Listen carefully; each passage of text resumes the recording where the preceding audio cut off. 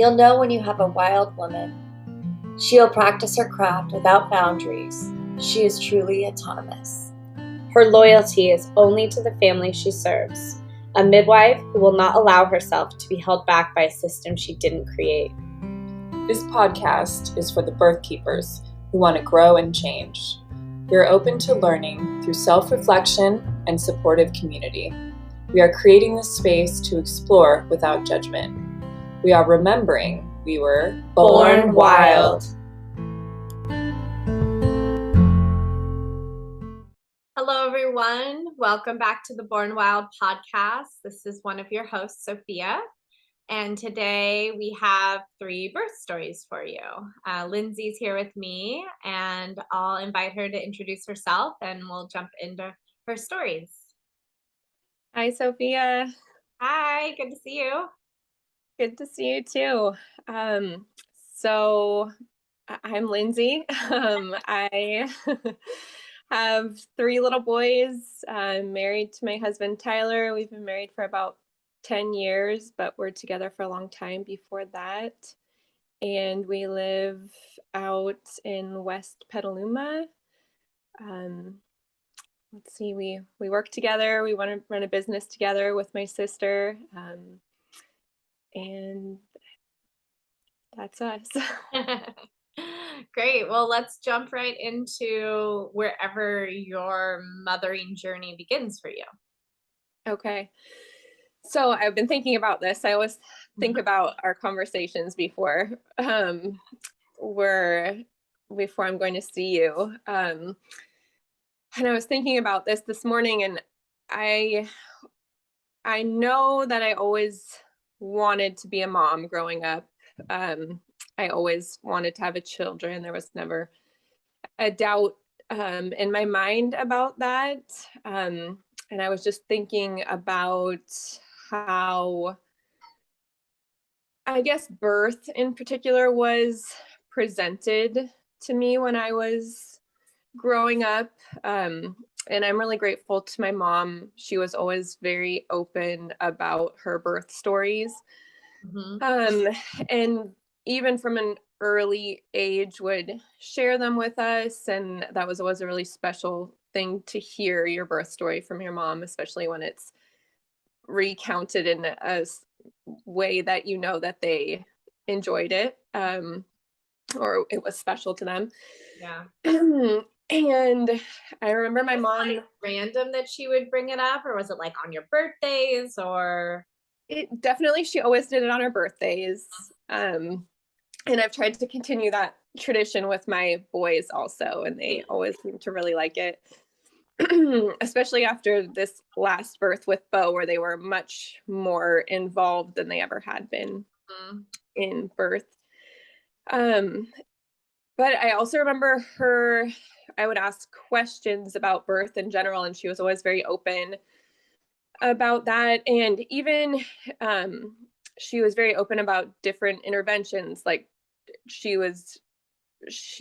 went into the fact that she didn't want to have epidurals with either of her births, and went into why. And it wasn't, she was the only person I think that I had ever heard the negative side of an epidural from. She knew that, or she shared with me that it's, it's great that it takes the pain away, but there are also these adverse, things that can happen. It, affects the baby as well. And so it's not something to be taken lightly. She would never say that, it's a bad thing, but it's just, you need to weigh the pros and cons as you do with everything. So I had that information from a very young age, and that definitely shaped my thoughts on birth and how I wanted my births to look, and my labors, and how I wanted them to feel. And she also spoke a little bit about my birth, how she felt like she just wanted to be alone, and she didn't want both of her births, my birth and her birth of me and her birth of my younger brother and sister who are twins, were both hospital births. And she talked about with my birth being in the hospital and people kept checking on her. She had a girlfriend there that was supporting her, and she just kept going into the bathroom and hiding. She didn't want to be around anybody or have anybody interrupting her. So that also gave me that viewpoint of birth can look like that also. It sounds like all the mammals I know. Yes, totally. Yeah, so that shaped her stories of my birth, and then my brother and sister's births definitely shaped my idea of what I wanted my birth to look like. So I guess when I got pregnant with Parker, I knew that I wanted a doula. That was about the extent of it. And I knew that I would like to try for a natural birth. At that point, I really didn't have a ton of knowledge other than what I had grown up hearing, and hadn't done a ton of research. And so I was going to have a hospital birth, but I knew I wanted a doula. Natural, meaning like vaginal unmedicated? Yes, mm-hmm. Exactly. So I hired, actually put a search out on, I think it was Petaluma Families, looking for a doula, and Lauren, who I know yes. Reached out to me and invited me to a Meet the Doula event that was happening in Santa Rosa. And so I went to that, and I got to hear all of the doulas speak and talk about birth, and that was a really cool experience for me. And then I decided from then to hire Lauren, and we started working together. And she just offered so much support and so much information. Every time I had a question, she would, it was a new experience for me, I should say, of the way that the doulas and midwives that I've worked with work, is they don't necessarily answer your questions in a way that just make you have your decision. They give you the information, all the information that you could need, and you have to make your own decision. So that was actually kind of frustrating at times working with Lauren, because I was like an answer.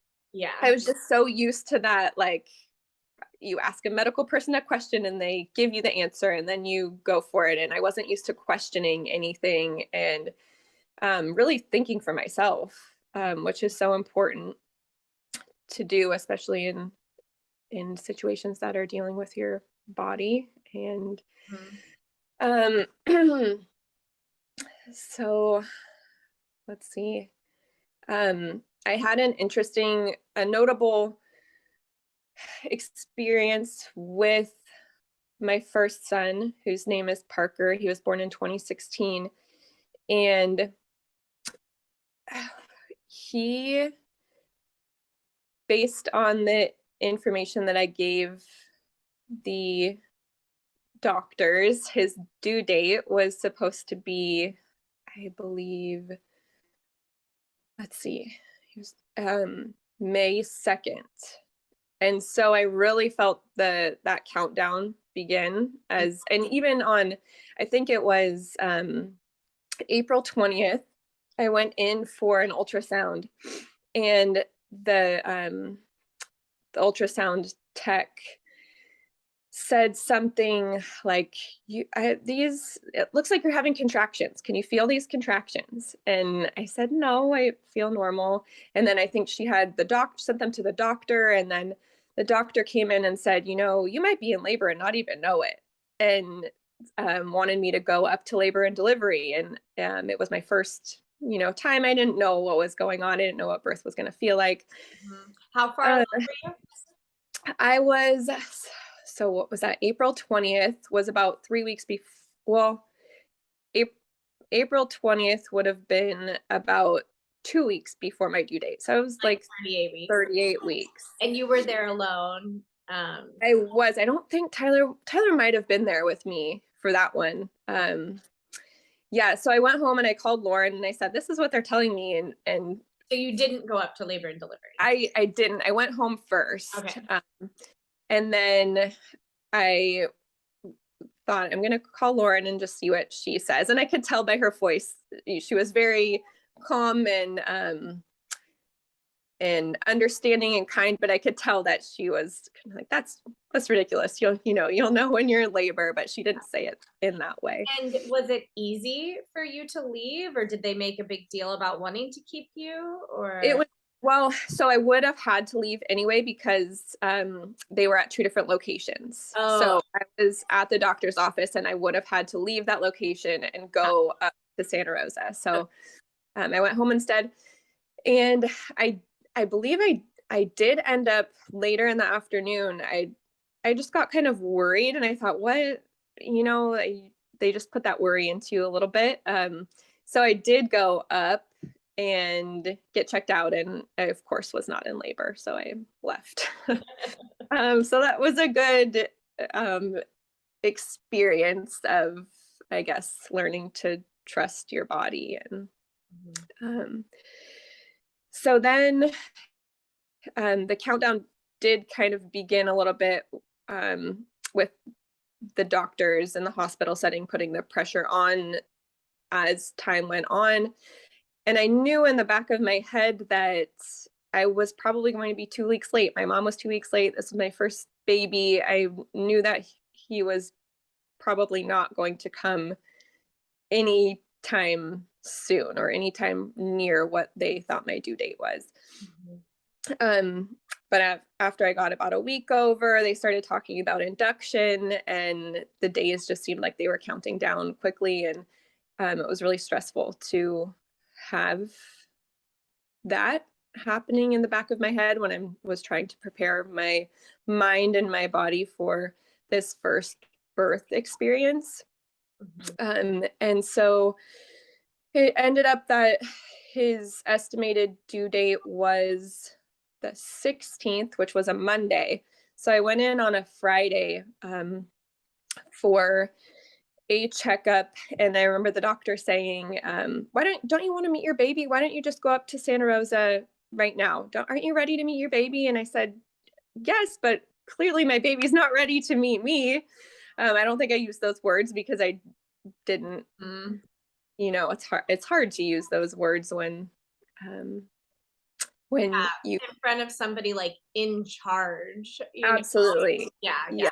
There's this like hierarchy that makes it feel like, we're trained our whole lives to respect authority, and they're like the authority figure in birth. So yes, it was really difficult to question what the doctor was saying, but I also knew in the back of my head what my body would know when the time was right. And Parker was always very active in my tummy, and I just knew he was just fine in there and would come out when he was ready. I remember the doctor specifically saying, she said, "I have to tell you that there is an increased risk of stillbirth if you go past 14 days over your estimated due date." And that was very, very upsetting to hear. It made me feel like I was putting my baby in a unsafe position and really questioning. It made me question my intuition, which is a really not it's an uncomfortable situation to feel like you're being put in. So I went into the weekend. I went home. I didn't go to the hospital. I called Lauren, and she reassured me and gave me the evidence-based information about what the doctor had said. And I struggled through the weekend just trying to take my mind off of it. I was going for really long walks. I felt great, other than some emotional turmoil I was going through. And then it got to Sunday night, and I forgot to mention, I had let the doctor, before leaving, I had let her schedule an induction for Monday. And when I had got home and talked to Lauren, she said, you don't have to go. So just take it day by day, see how you feel. And if you wake up Monday morning and the baby's still not there, it doesn't mean you have to go to the hospital and have an induction. And so that was reassuring to hear. And but I did struggle through the weekend and just tried to focus on things that made me feel better and not worried. And then there was a moment on Sunday evening when we were getting, Monday was looming, and I just got really upset, and I felt like why isn't this happening yet? I mean, kind of at the point where most mothers feel ready. Why isn't this happening? I'm uncomfortable. But mine was more of a, why isn't this happening? Why is my body not doing what it's supposed to be doing? And I had kind of a, mini mental breakdown, and I was really upset. And then I just had a pep talk with myself. I took a long shower, and I just said, it's going to work out fine. Your body knows what to do. Don't worry about it. Enjoy the rest of your day, wake up tomorrow, and you can decide then what you want to do, but the decision isn't made for you. And somehow there was a really significant thing that happened after I had that conversation in my head and I took the shower. In the shower, I don't know what was physically happening, but I felt I don't know if it was a contraction or if Parker was moving and getting into position, or if he descended into the birth canal.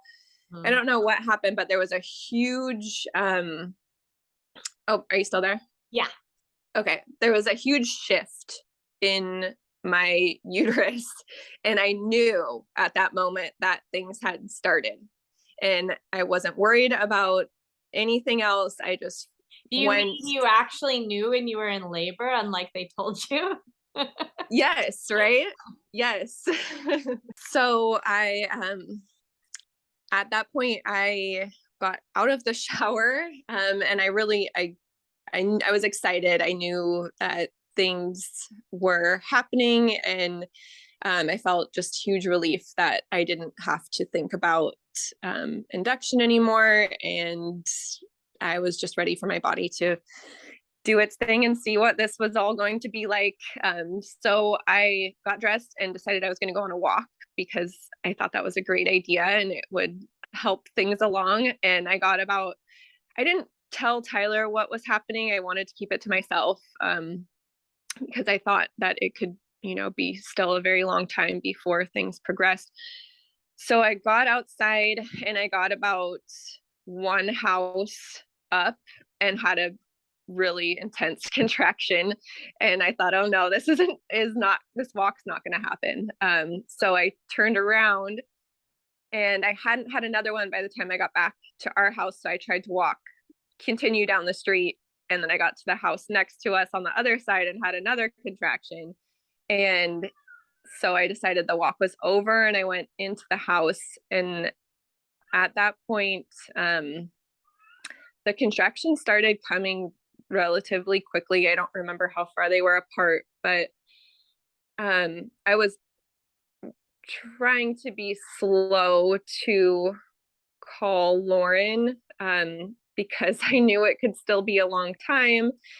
So I tried to have something to eat, and then I just settled in the living room, and the contractions kept coming. So I really don't remember the timeline, but I don't think it was more than about an hour and a half after that walk that I called Lauren, and my gauge for leaving the house was basically my pain tolerance of how painful the contractions were, and if they were so painful that I wouldn't want to be in the car with them any more painful Mm-hmm. was basically my indicator of when to go. And it got to that point very quickly. So I called Lauren and she said she'd meet us at the hospital, and we were about a 30-minute drive from the hospital. So we loaded up and we left. And when we got to the hospital, it all gets really blurry at this point, but they checked me, and they were pretty slow to check me because they didn't think I was probably very, far along, I guess. And when they did check, I was 8 centimeters. So I was very, things were happening.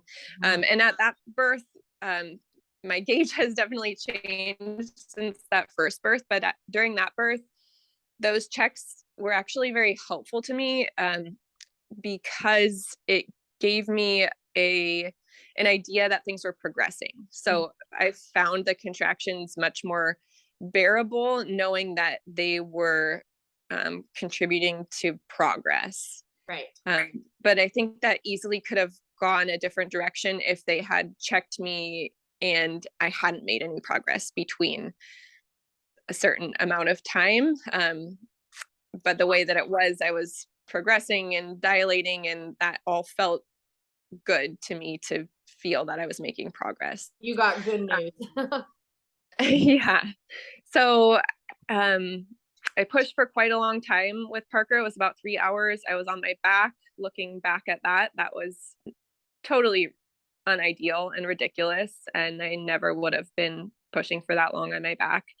But I didn't really know any other way.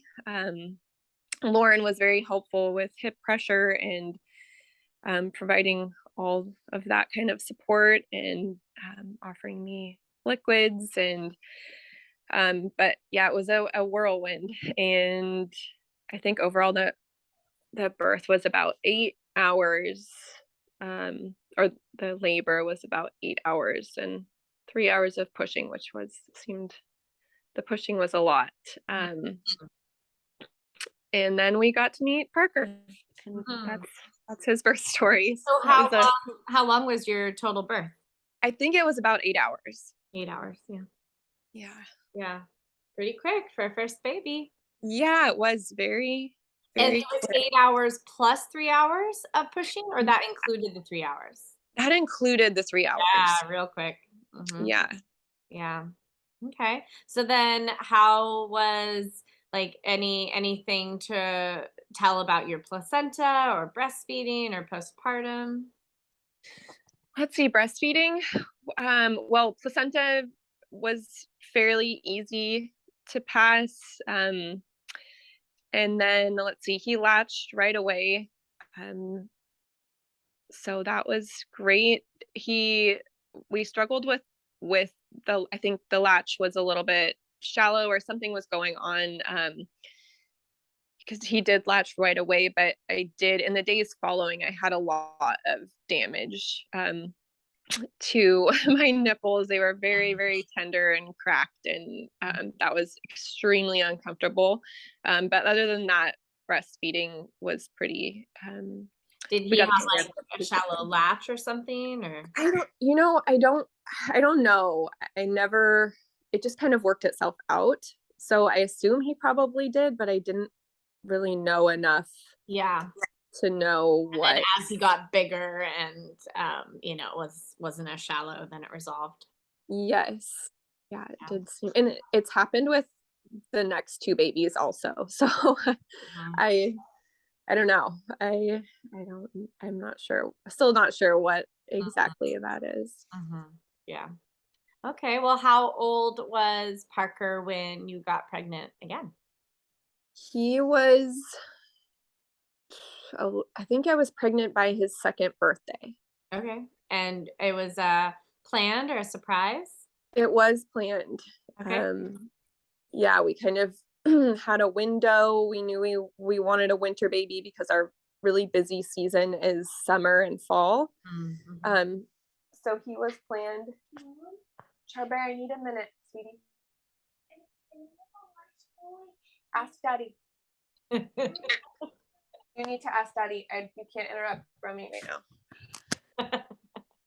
Can I have a rice I'm bowl? not even going to cut that part out. I'm keeping that part because that's like such a mom life. Like, please ask Daddy. There are parents here. I'll be like farther from the kitchen and my husband will be in the kitchen and they'll come all the way to me to like ask for food or something. I'm like, he's literally in the kitchen. Like, oh man. okay, so he was planned and you guys wanted a Yes. baby because you're slower season. Yes, slower season. So he was planned. I think we conceived pretty quickly. And then he was due in late December. He was actually due on my birthday, which is the 19th of December. His estimated due date. In the time between Parker and Charlie's birth, I had started doing a lot more research. I think I read Ina Gaskin's Guide to Childbirth. And I had started seeing a lot of the things that she talks about with hospital, cascading interventions and things that are unnecessary. And so that was on my radar a little bit. And I had also seen that happening in real life with friends' births. My friends started having babies. My sister's friends started having babies. And we saw it over and over again. And my sister and I would say, there it is again.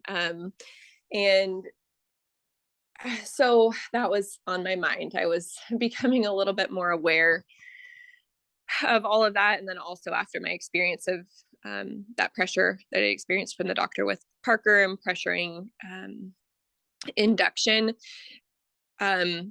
made me look back and say, I would have had a very different birth if I had let them induce me on, that Friday. It would have been such a different experience. And I did come out of that birth feeling so powerful and I felt great. So I was grateful that I had the experience that I had and not what could have been. So going into Charlie's birth, I during his pregnancy, let's see, I'm trying to remember, it's all so blurry. I haven't told very many people this, but I was going to have another hospital birth. I think I wasn't really quite ready, despite all the work that I had done and knowledge I had gained. I wasn't quite ready to take that responsibility of having a home birth. And I just wasn't ready to go there yet. I think I wasn't ready to do the work that I thought I needed to do to make that happen. So I decided to have another hospital birth. And when I went in for my first appointment, I gave the doctor a different date for the date of my last period, because I didn't want to deal with them pressuring me. So I think I told them that it was like 5 days later than it actually was. Which looking back just seems so, like, obviously that's a huge red flag if you need to lie to your care providers. So, but they never brought up induction once. So it worked out the way that I intended it to. I've only told a few people that, and well, you just told a whole bunch more. I know. I'm not condoning lying to your care providers. You're just condoning finding a provider you don't feel the need to lie to. Yes, absolutely. So let's see, I'm trying to remember Charles. And I was pregnant with him. It was a relatively smooth pregnancy. And my birthday passed his estimated due date. And once again, I was preparing myself to be pregnant for a lot longer. And so let's see, I was going on a lot of walks because even though I was hoping I thought he would come after his due date. I was hoping that he would come before Christmas. So I was going on a lot of walks and, you know, I guess just preparing for him. Yeah.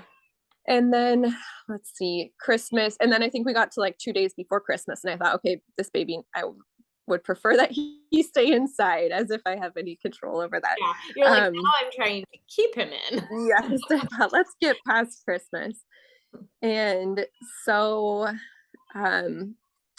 we got to Christmas Day. And Christmas in general is a little bit stressful for me. Just we have a lot of family and there's a lot of bouncing around, and it's just a little, I don't know, it's just a little bit of a hard holiday. I prefer Thanksgiving, where we don't have to worry about gifts and that kind of stuff. So let's see.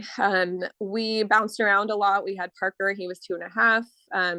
We were, dealing with being at multiple families' houses. We were at Tyler's family in the morning, I think, and then we went to my family's in the early afternoon, and I was just feeling, even at Tyler's, I was feeling just grumpy and irritable, and we sat down to eat, and I had to get up and just lean against the counter, and my hips were killing me. And my mother-in-law looked at me at one point. She's like, "Are you okay?" And yeah, I'm fine. I'm just uncomfortable. And so then we loaded up and went to my parents' house, and we were sitting on the living room floor, and the kids were opening presents, and I was still just so cranky and irritable. And my mom and my sister, I think, were trying to rub my feet. Like, they both knew. Yeah. And I was like, don't touch me, leave me alone. I'm just so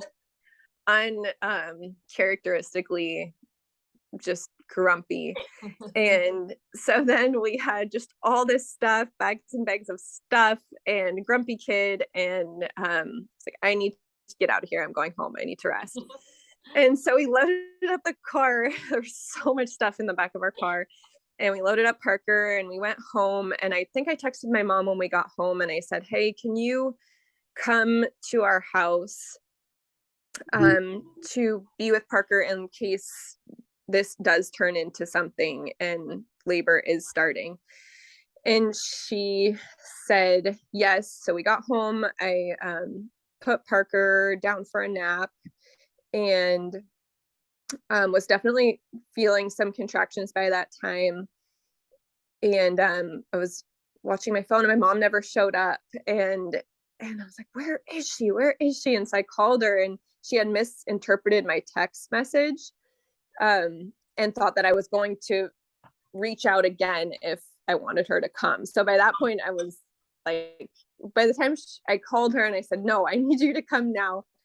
By the time she got there, Parker was asleep in the house, and I was next to the car. Tyler had the car running, but I couldn't sit down in the car yet. And Tyler kept saying, "Get in, sit down, like, get comfortable." And I was like, I can't sit down. I need to just lean against, yeah, there's no getting comfortable. I need to just lean against the car. So my mom pulled up, and I think I waved goodbye, got in the car, and we took off, and she went in to be with Parker. And I'm trying to remember the timeline now, but I think we got to the hospital at 3. And that in that time, I had hired you to be my doula. I forgot to mention, so I met you there. So let's see. Yeah, and I had been working with you through that pregnancy as well. And I think there were quite a few instances where you had done similar things with Lauren, with giving me the evidence-based information based on things that doctors were telling me. And I think one of those things was I was GBS positive for both kids. And so you had helped me with navigating that, and the taking the antibiotics. And let's see. So I think you met us at the hospital about 3 p.m. and then Charlie was born at 5 p.m. and it was Christmas Day, and you showed up and were with my family instead of your family for a few hours on Christmas, but I was glad that it was a relatively quick birth and you were able to get back to your family.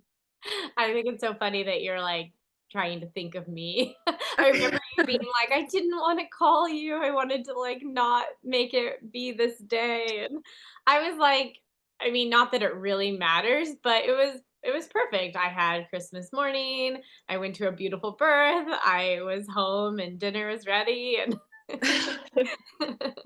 yeah, it was really sweet to have a baby, to like see a baby born on Christmas, even though I know that you were like, I didn't want that. It's just like Yeah. it's extra special. Yes. Yeah. Yeah, it was definitely another fast birth. I think I did for pushing I was on my back again, which was not ideal. I don't but that's how it happened. I think I pushed for about 40 minutes with Charles. And I remember thinking, I don't remember this being so hard. It was hard. I was pushing hard and I just felt like he was not coming out. And then when he did come out, he was 9 pounds, 14 ounces. Big boy. So he was significantly bigger than Parker, who was 8 pounds, 13 ounces. So I remember thinking that's why he was noticeably more difficult to get out. And so remind me, was his due date your birthday for real, or was that with the added like 5 days you gave yourself? Let's see. Oh gosh, I can't even remember now. That's a good question. I'm curious, like when was he really born? That was his due date for real, was the 19th. Okay. And I think I told the doctors his due date was the 20th, like based on the day of my last period, they thought his due date was the 23rd. Okay. And he was born on the 25th. So he was like +7, I think. Is that what that comes out to? Or +6? Okay. Anyway. Okay, great. And then what about anything to note about that labor, about the placenta, about anything else? I don't remember. It's a little bit blurry. I remember the placenta came out not too long after he was born. Mm-hmm. I felt great after both kids. I felt great after both births, which is a blessing, but it can also make it difficult to be as slow as needed, even when you feel great. So both times I found myself, I feel so good. I'm gonna get up and do this and that, and I think that affected me in a negative way emotionally. So physically I felt great, but there were times emotionally where I just felt really drained and frustrated, and like I didn't have enough help, and I wasn't great about planning for postpartum with my first 2 births. I didn't think too much about meals and extra support and house cleaning, and so that's something that I thought quite a bit more about going into my third. Yeah, you just, the more kids you have, the more you realize that you don't need all the stuff. You need the support and the help. Yes. Yeah. Absolutely. Well, how old was Charlie when you got pregnant again? Oh, anything to note on breastfeeding other than they tear up your nipples, like you said, for a little while? No, Charles was a ferocious eater and continued on his weight gaining journey right away. So yeah, nothing other than that. My milk supplies seemed to come in right away. That was more painful with Parker than with Charles, because when Charles was born, Parker was still breastfeeding. So I didn't listen or worry about the things that I had heard about, don't pump right away because that can create an oversupply. When I felt that pressure on me when my milk came in, I just nursed Parker if Charles wasn't hungry and couldn't take it all, and that just allowed a lot of relief, and I didn't experience the discomfort with engorgement that I had with after Parker was born. Right. And then I forgot if you mentioned this, I missed it. How long was Charlie's labor? Oh gosh, I think it was 4 hours. I remember it being half of what Parker's was. Okay, cool. Yeah, and I had also done a lot of chiropractic work, which it's hard to say what contributes or doesn't. But I felt like that was helpful. Mm-hmm. Yeah, it was quite a bit faster. Okay. So then, back to how old Charlie was when you got pregnant. So let's see. Charlie was a little over 3. Okay, and it was planned, surprise. It was planned, another winter baby that we planned. And I think it took maybe one cycle, or like we didn't get pregnant in the first cycle, but we did the second. And then he was due middle of January of 2022. So with this pregnancy, after Charles, I had continued on my learning journey. I had reread Ina May's book.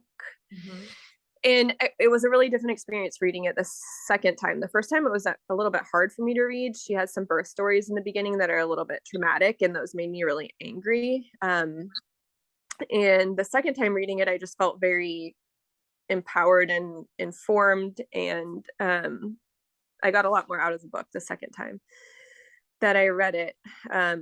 And then I also discovered Free Birth Society. I had started listening to their podcasts. I was following some accounts on Instagram and actually seeing birth happen. And, the photos and the, hearing mothers tell their birth stories, and exposing myself to a lot more birth stories out of the hospital and a lot more empowering birth stories. And so I had gone through a really big change of what experiencing and knowing what birth could look like out of the hospital system, or in it as well. And then I had also, I don't think I had finished it, but I had started the Free Birth Society complete guide to free birth. And so, but I hadn't shared really any of this with my husband. It was just kind of a hobby interest that I had discovered. And I didn't really realize until I got pregnant with Bo. I had a moment where I thought, oh no, this is such a reality to me now of what I want this next pregnancy and birth to look like. And I haven't shared any of this with Tyler. He has no idea. It's all new to him. This isn't normalized to him at all. Yeah. And so I knew I had to have a conversation sooner than later and tell him that not only did I want to hire a midwife instead of a doula, but I wanted to have a home birth this time. And what made you decide to hire a midwife instead of free birthing? Because you're doing a course and Right. Yeah. I knew I always, from my first birth, I knew I wanted a woman's support. Mhm. Um, and so I knew that didn't necessarily have to be a professional. Um, but I I just knew that it didn't seem ideal to me to have it just be me and Tyler there and that be the plan. I had run through in my head quite a few times, if this birth is fast, even with Charles, if I remember thinking, if this birth is fast and I have the baby in the car or the baby at home, I have no concern. That doesn't scare me at Mhm. all. Yeah. Because people had brought it up, oh, your births are so fast, you should be careful, because what if you have it at home? And I remember thinking, that'd be great. It Yeah. doesn't bother me at all. That doesn't scare me at all. The worst thing I think about having a baby in a car would be the mess, Yeah. the discomfort of, sitting up while you're having a baby. Yeah. But I did know, for planning purposes, um, I did want support there. And I knew that I had worked, knowing you, working with you for a doula for Charles' birth. It just seemed like a good next step to continue to have you there. We knew each other. I felt comfortable with you. I also knew that you were affiliated with Free Birth Society as well, and had taken is it their birthkeeper? The Radical The Birthkeeper radical, yes. School. So I knew that there was some alignment there as far as the way that you support women. Mhm. So yeah, I guess it felt kind of like a middle ground to me to still have that support, but know that if this baby came a lot faster, I also was felt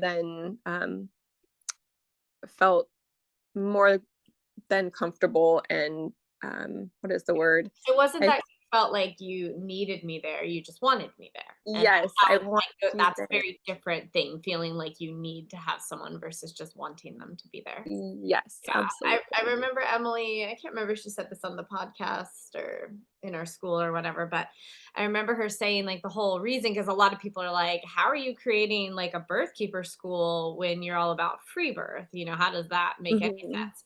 And it was, doing the podcast and hearing women's stories that she came to the realization that not everyone really wanted a free birth. A lot of people were having a free birth out of like default of not being able to find anyone who could support them in the way they wanted, Yes. without like taking over the experience or being the authority in their birth. And so she's like, oh, okay, I see that the need is actually for birth keepers who know how to be in a birth space without taking it over. Um, yeah, so some women do actually want to give birth with just their family, free birth style, and most of the time they did want another woman there.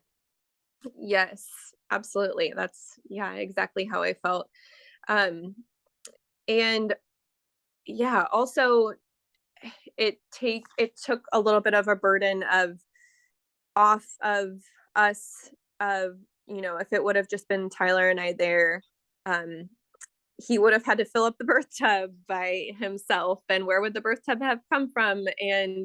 Um, and he doesn't love, the blood parts of birth. And so knowing that would be there and could take care of all that stuff and support us at the same time. And it took a lot of the mental load of preparing for the birth that we wanted off of us. And some of the logistical things too, like getting a birth certificate, it's just so much easier if you Yes. have a licensed provider, which not all radical birth keepers are licensed providers. So I feel grateful that I can try to balance the two roles so that I can, you know, give people the perks of working with a licensed midwife, getting the birth certificate, all that stuff. Yes, it Without definitely made things a lot more smooth and took a lot of the worry away. Yeah. Awesome. Well, anything to note in your pregnancy that feels important to mention how that went? Trying to remember. I did a lot less. I participated a lot less with the hospital. They actually called me at one point, I think when I was like 18 weeks ish, and the nurse called and said, "We haven't seen you in a while. I have to ask you, are you still pregnant?" She thought that I had miscarried and just had stopped going. Mm-hmm. And I said, "No, I am still pregnant. I just have been seeing a midwife." And so I didn't, other than the initial appointment for a like pregnancy test, and I actually had just gone in because I was so nauseous that I felt like I needed medication. I just had reached a point, I think I was 6 or 7 weeks, and I hadn't even let the, I wasn't planning on participating in with the Kaiser system, so I hadn't let them know that I was pregnant or gone in for a pregnancy test. But then the nausea hit so hard, harder than any of my other 2 pregnancies, and I basically couldn't function. And I thought I need to get some medication. So I went in and they confirmed the pregnancy at that point, which I already knew. And I think they did an ultrasound, and then after that, I took the medicine for a few days and it didn't help, so I stopped taking it. And then I didn't go back in until a 20-week ultrasound. And then I did do the screenings that they offered. And then I basically declined everything else, other than I did the gestational diabetes test, but I drank a juice instead of the gross drink that they want you to drink. Yeah, the glucola. Yes. And then for Bo's, Bo is my 3rd baby. For his pregnancy, I didn't even bother to test for GBS. I think there was a lot that went into that decision, but I just, I had been positive for my other 2, and I had taken the antibiotics with Parker, and I just felt really shitty about that. I didn't feel like that was the right decision. And then after having Charlie's birth, they didn't have time to give me the antibiotics, and so I thought I'm just not going to do it. And other than that, my pregnancy was pretty smooth. I remember I think it was about this time last year, I was pretty pregnant, and my son started bringing home some colds. And so we spent quite a few weeks passing colds back and forth, and that was really hard, being very pregnant and having colds. And we ended up with COVID, and that was a little bit nerve-wracking, and I just got really, really run down. And so my body I started having contractions at night, and just getting a little bit nervous about what if this baby was going to come early. I think we had a few phone calls where I called you and was just feeling upset about how my body was feeling. And but we made it through all of the sickness. My memory was one of the things that we discovered, because you were having some signs of preterm labor. And I think we had kind of come to the conclusion that it wasn't, because some people talk about COVID causing preterm labor.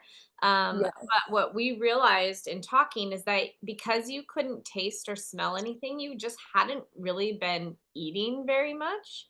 And we were wondering if like not eating or drinking, like your body was feeling like the baby wasn't getting enough. And so, was like trying to end the pregnancy early. And if you just like ate just to eat, like knowing you need to versus for the taste of it, and like stay focused on hydration if everything would resolved. And my memory was that it kind of did.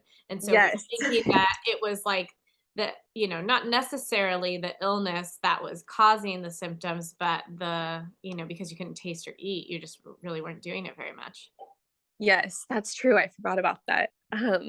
Yeah, that I remember specifically that one night where I was feeling super shaky and I was worried labor was starting, and Mhm. um I ate a banana and then I felt better. Yeah, because this So was I like think 30 weeks, 31 weeks, something like that. yeah, so that was a little nerve-wracking. But we got through that and got through the holidays. And let's see. Yeah, and then it was just wonderful working with you. It was such a different experience just having you come to the house for our appointments, and we had the other boys there a lot. They got to listen to the heartbeat, and see you measuring my belly as it got bigger and bigger, and it just felt so good and just right and relaxed, and it was such a relief not to be fighting traffic and going to doctor's offices and Mm. dealing with care providers who um, just aren't on the same page. um, yeah, so that was all great. And then let's see, my Bo's estimated due date was the 18th, and I wasn't expecting him to come anytime around that time. And Taylor and I had on the 18th had put the boys down. No, on the 17th. The 17th. We had put the boys down to bed and we went to bed. And then I had been having just some tightening, usually around bedtime when I was tired at the end of the day, like in my lower abdomen. I would get some tightening, and then I would just, relax, and it would go away. So I was having that, and then instead of going away, I tried to go to sleep, and it woke me up. I think around 11, Mhm. and just got stronger and stronger, and I was very hesitant to. It was basically 11:30, I think, by that point at night, and so I was very hesitant to call you if it was going to just go away like it usually does. Mhm. So I think I called you around 11:30, and I had time contractions for just a very short amount of time and realized that they were pretty close together and getting stronger. So I did call you, and then you said you would leave, and you were about I think a half an hour from our house. Mhm. And then things moved very quickly. After I hung up the phone from you, I went back to our bedroom. I had woken Tyler up before I called you. Yeah, I was just gonna say I think you must have called me like closer to 12:30-ish, Okay. or like just because I was only there for 9 minutes before he was Yes, leaving. So, and that's true. Maybe I I called you. remember you saying like that you kind of woke up to them feeling like pretty strong, and every 4 minutes from the get-go, we knew how quickly you had given birth before. So I was like, Yeah. okay, I'll just come. Yes. Okay. Yeah, you're right. Maybe it was like 11:30 that I woke up, and then I didn't want to call you right away before I had timed them a little bit. So I called you maybe 12 or after 12. Hmm. Um, yeah. So, and then I went back to my room and I got on my hands and knees, um, which was just so different. Just to be in the comfort of my own home, wake up in my own bed, be in labor, waddle out to the couch to call you. Hmm. And then I walked back and was just so comfortable in my cozy room and was on my hands and knees, with my leaning over the side of my bed.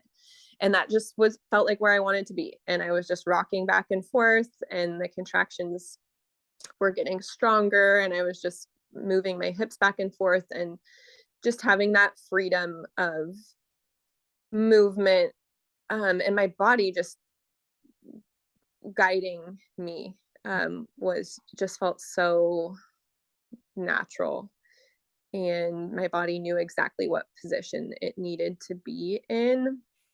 And then I think I had my first really, really intense contraction when you walked in the door. That was the first one I really needed to moan through, and you were talking with Tyler and trying to get the birth tub set up. And I think you got him filling the birth tub, and then I called you and asked you to do some hip pressure. And then at that point, I think after I let out a pretty big moan, you said, Lindsay, if you want to birth in the tub, you should move there now. And so I stood up and walked over to the tub and got in, and then kept the same position of just hands and knees over the side of the tub. And my memory was that when you were on hands and knees by the bed, your water broke. You were like laying down in bed and you were asking for like hip pressure, but then you were like, you just had to get up and you got on hands and knees and your water broke. And I think that was when I was like, if you want a water birth, you should make your way over. Yes, I forgot about that. Yeah, my water broke.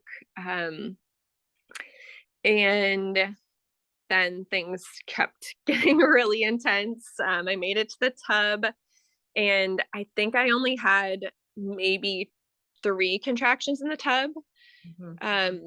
Thank goodness you were filming. I didn't know you were filming. I kind of thought that you were right behind me.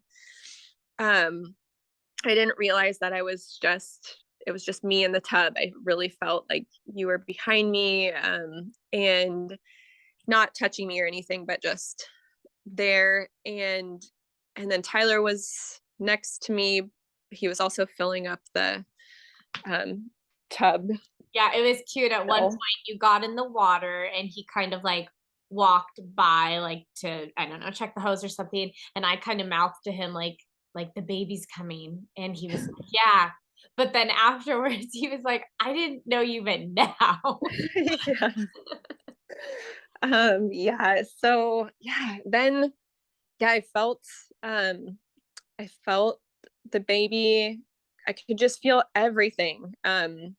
It was very intense, and I remember thinking I was worried that it was too fast. I could feel how fast he was coming down, and I just think, being on my hands and knees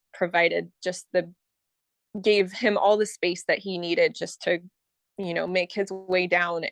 But I was a little bit worried about, my tissues and stretching, and wanted to give myself some time. And I felt like I didn't really have that time. So I was a little concerned about that.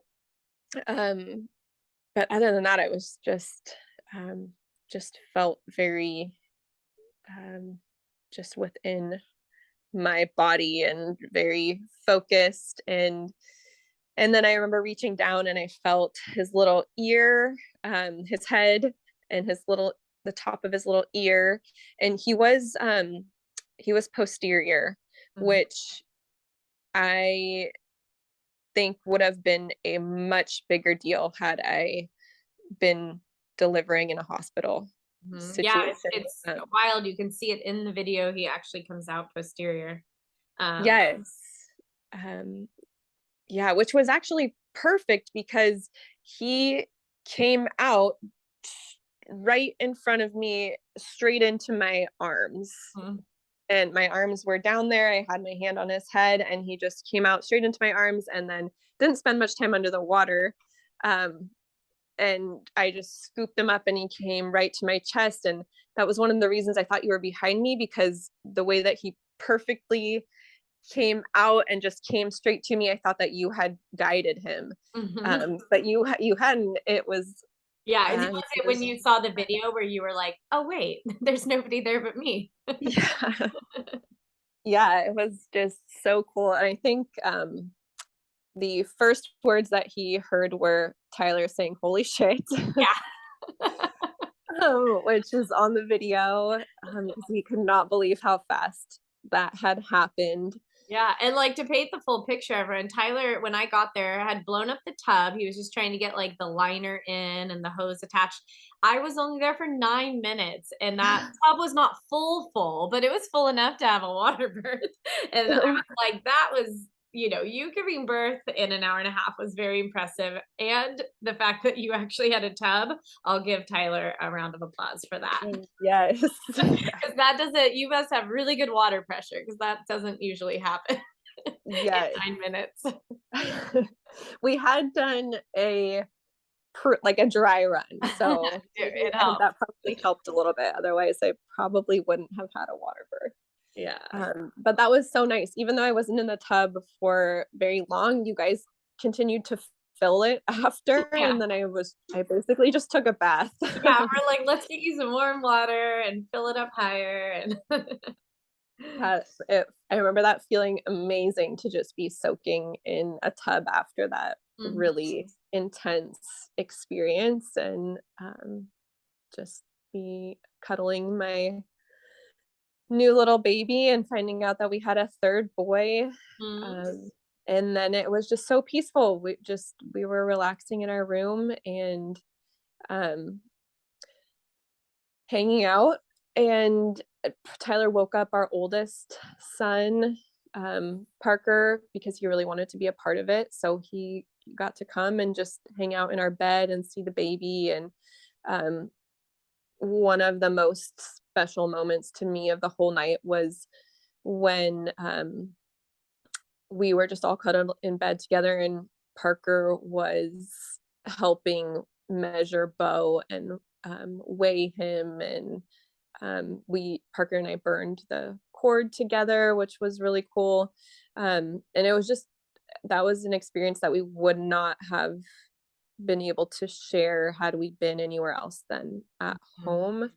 Um, and also it was really special because he doesn't love the blood and the kind of all of that stuff he has a really hard time with, so he wouldn't have enjoyed the cord burning experience. So it was really special for me to be able to share that with someone else who thought it was so cool. Yeah. And we got great pictures of that, and then Tyler had been up for about 24 hours at that point, so I think he fell asleep at one point. And I I'm not even sure if he was awake for the cord burning. Um, but yeah, and then Parker, I think, stayed cuddled with us in bed, and then you guys just wrapped us up and we went to sleep after that for a few hours. That was like maybe 3 a.m. No, you guys left.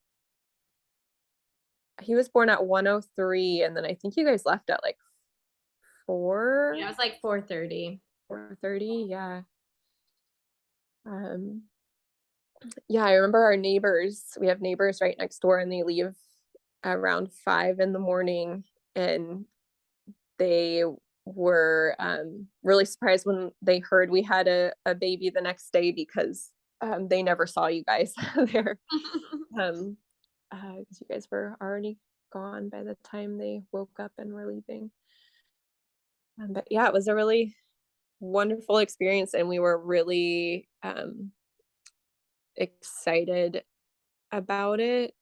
I mean, we still are. We still talk about it, how cool it was. And to hear Tyler also, who has a hard time with birth, talk about that was the coolest thing. Mm. One of the coolest things I've ever seen, just makes me so happy every time I hear him say that. And it's definitely making that decision and making it happen is one of the things that I'm most proud of that I've ever done.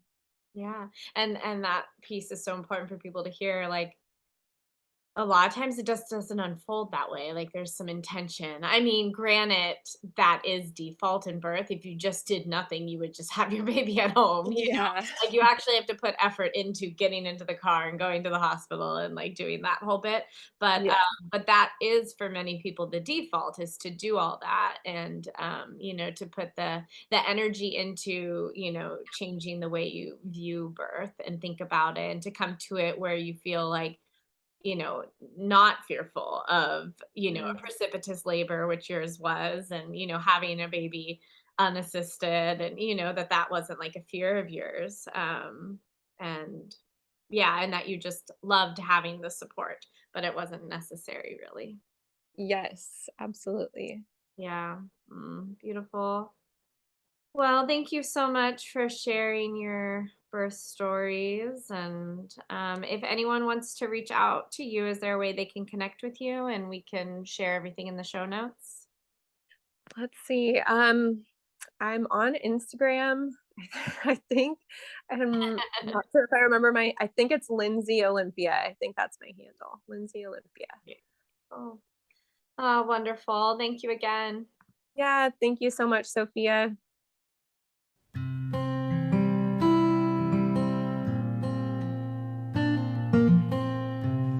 Thanks everybody for listening. You can find us at Born Wild Podcast on Instagram. For inquiries or feedback, you can email us at bornwildpodcast@gmail.com. You can find me, Emma Ray, on Instagram at Emma Ray, REA. Sophia at sophiabirth.com. And me, Leah, at Bay Area Home Birth. We would really appreciate it if you would rate and review us on Apple Podcasts. It helps us reach more people. And as always, stay wild.